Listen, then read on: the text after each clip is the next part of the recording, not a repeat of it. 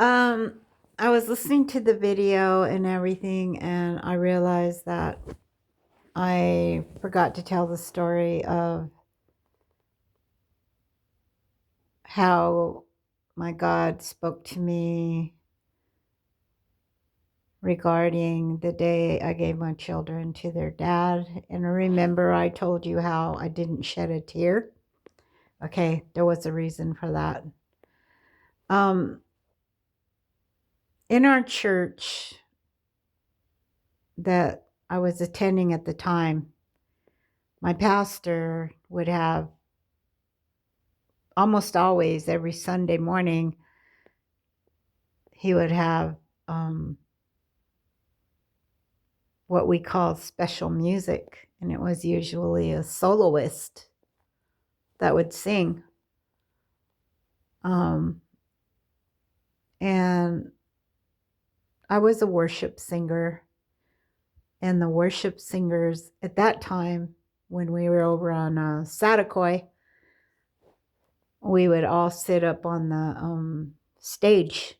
We'd all be up there during the service, during the beginning of it. But when pastor would come and preach, then that's when we would step down and we'd go sit in our seats. So I'm up there. I was up there, sitting up there, and he called up Lizzie's daughter. We used to have a worship singer called Lizzie. And her daughter was singing the solo, and I'm sorry, I'm getting emotional, but I remember it so well. And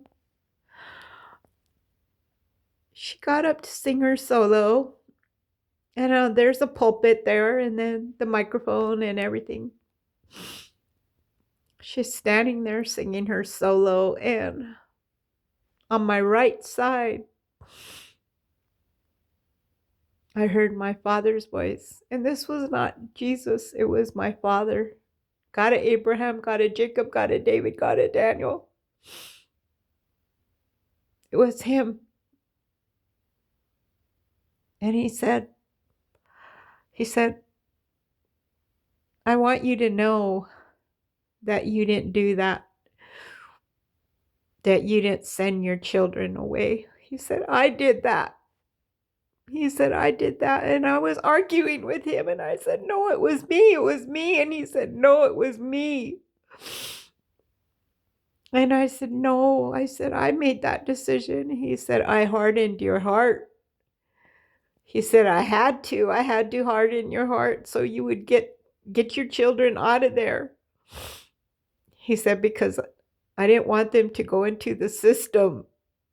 I didn't want that for you, he said. And I was up there and I was just crying like a baby. And people were probably like, man, she's really getting touched by this song, but it wasn't even that. It was because of my Father speaking to me, telling me what he did for me, for my children. I want you guys to know that I stayed sober over 10 years after that. I did. I stayed sober over 10 years, and then I went back to drinking. That second marriage, it really started going down the tubes, with my drinking and everything that I was putting that man through, the things I was doing. I was putting him through his own personal hell, he went through a lot with me, not as much as my first husband, but definitely I do take responsibility for everything that I put him through, and it wasn't right, by no means. And he told me, he goes, you need to go back into rehab. And I said, yeah, I do. I said, I know I do. And I went back into rehab and I got better. And um,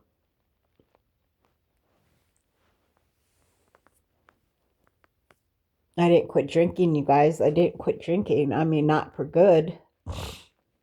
I went into rehab. I got out of rehab. We tried to make our marriage work, but we didn't. We couldn't make our marriage work. We just grew apart, you know. He went his way, I went my way. And things just didn't work out. I left him on Father's Day of 2007. I moved away. I moved into a whole other state. Um, Went to live with my sister, my little sister. And yeah, so long story short, um, my new day of sobriety, my new birthday is November 10, 2009. So I will be celebrating 17 years of sobriety on November 10th of this year.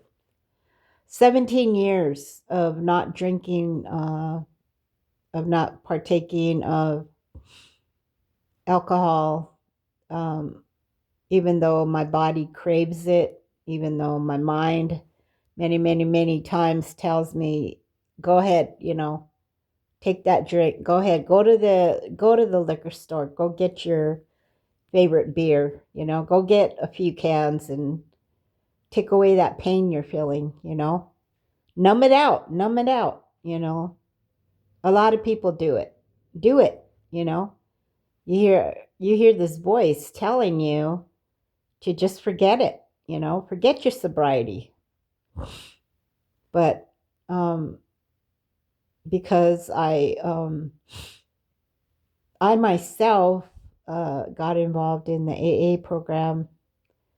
um And I did that because I knew that I needed to get myself grounded in a program, and I needed to build a really, really, really strong foundation so that I wouldn't ever go back to drinking again.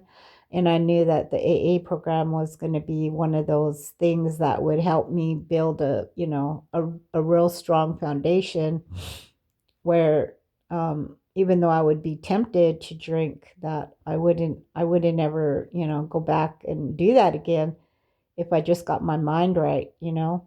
So I did that on my own. I was never court ordered ever. Um, so I put in many, many, many, many hours into the AA program, um, with my free will, my own decision, and I don't regret it. To this day, I don't regret doing that, and I probably never will. Um, I believe in it. I'm really weird because when I go into AA, when I attend meetings, it's almost as if um, it's almost as if God is just laying down stacks and stacks of money in front of me. And he's saying, here, my daughter, this is for you. You can go spend this however you want to spend it. And that is literally what an AA meeting is to me. And I know that sounds weird,